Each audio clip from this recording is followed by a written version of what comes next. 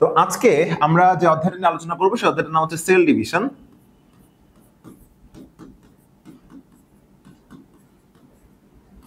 তোমরা সবাই জানো সেল মানে কোষ আর ডিভিশন মানে হচ্ছে বিভাজন।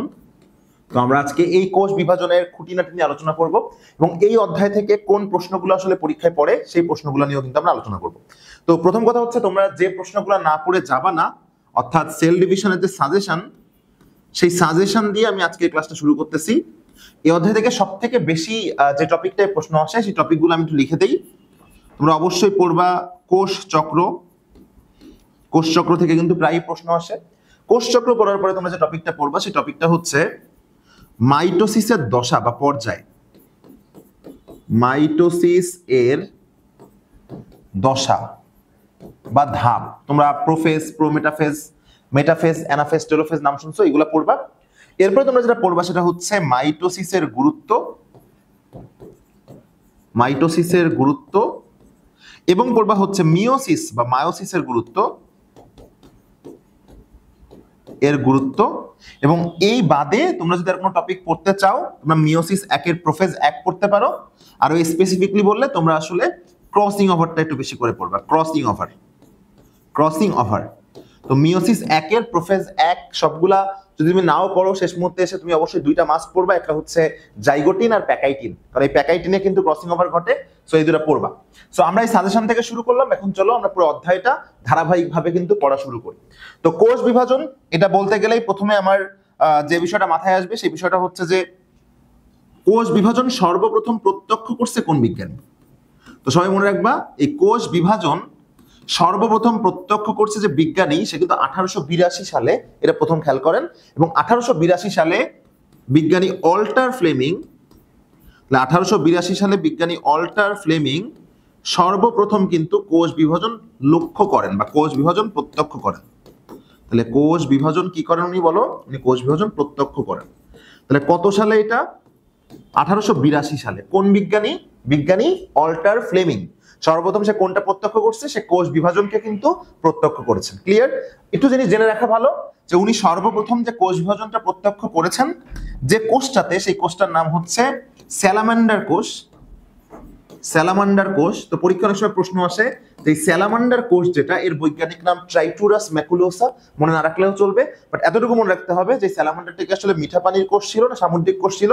তোমরা সহজে মনে রাখতে পারবা। এবং স্যালামান্ডার লিখতে গেলে শুরুতে কিন্তু সা আসে। এই সাতে কি বলতো? সাথে হচ্ছে সামুদ্রিক। তাহলে সামুদ্রিক কি মনে রাখবো বলো? সামুদ্রিক। তাহলে 1882 সালে বিজ্ঞানী অল্টার ফ্লেমিং সে কিন্তু সামুদ্রিক স্যালামান্ডার কোষে সর্বপ্রথম কোষ বিভাজন প্রত্যক্ষ করছে।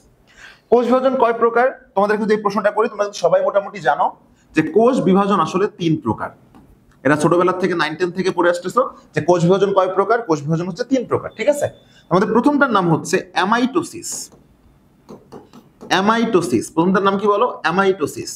সেকেন্ডটার নাম হচ্ছে মাইটোসিস, মাইটোসিস। এবং থার্ডটার নাম হচ্ছে মিওসিস। থার্ডটার নাম কি বলো? থার্ডটার নাম হচ্ছে মিওসিস। এখন দেখো, আমি প্রথম দুটো ইংলিশে কেন লিখলাম? কারণ অ্যামাইটোসিস আর মাইটোসিস এর নামের মধ্যে শুধু একটাই পার্থক্য। দেখো, মাইটোসিস, মাইটোসিস, পার্থক্য শুধু অ্যামাইটোসিস কেন? তোমরা সবাই মনে রাখবা যে জীববিজ্ঞানে কোনো শব্দের শুরুতে যদি এ বা এন থাকে, জীববিজ্ঞানের কোনো শব্দের শুরুতে যদি এ বা এন থাকে, তাহলে এ বা এন দ্বারা না বা নাই বা নেগেটিভ কোনো কিছুকে বোঝায়। তাহলে এ বা এন দ্বারা কি বোঝায়?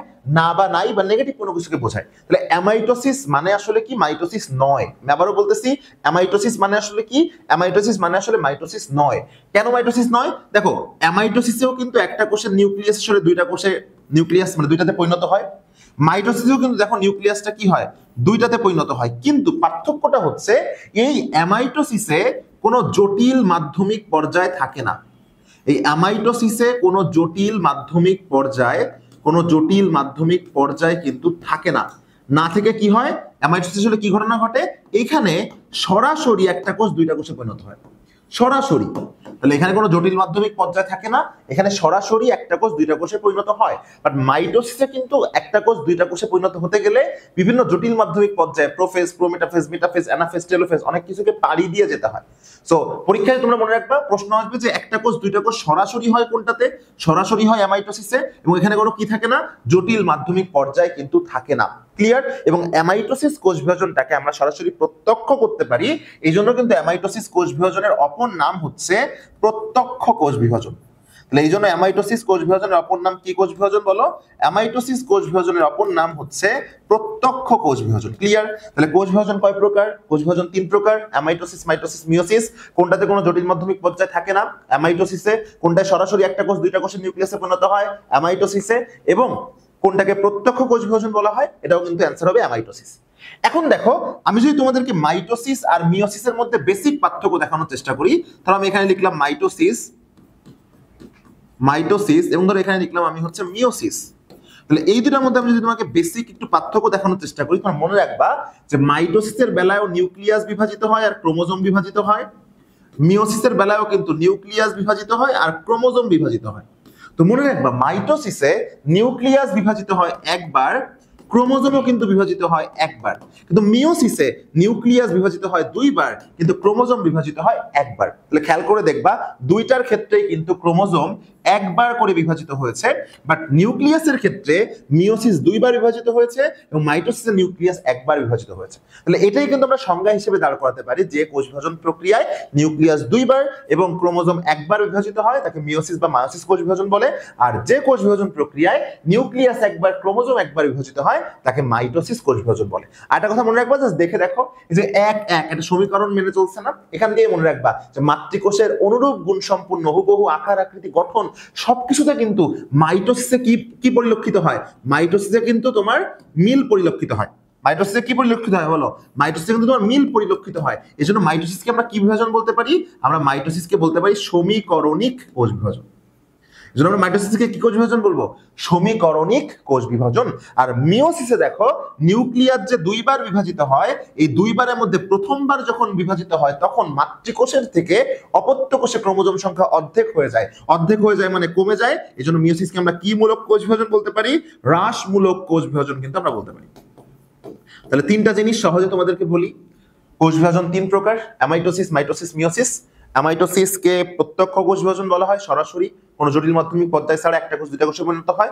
মাইটোসিসে নিউক্লিয়াস একবার, ক্রোমোজোম একবার, মাতৃকোষের অনুরূপ গঠন বিশিষ্ট আকার আকৃতি গঠনে সবকিছু সেম থাকে, এজন্য এটাকে ইকুয়েশনাল বা সমীকরণিক সেল ডিভিশন বলি। আর মিওসিসের বেলায় নিউক্লিয়াস যে দুইবার বিভাজিত হয়, ক্রোমোজোম যে একবার বিভাজিত হয়, ওই নিউক্লিয়াসের দুইবার বিভাজনের মধ্যে প্রথমবার বিভাজনে কিন্তু কি হয়?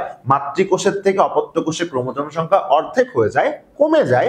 এই জন্য আমরা ওকে বলতেছি হ্রাসমূলক বা রিডাকশনাল সেল ডিভিশন। ক্লিয়ার আমার কথা? তো তোমরা আশা করি এই পদ্ধতি বুঝতে পারছো।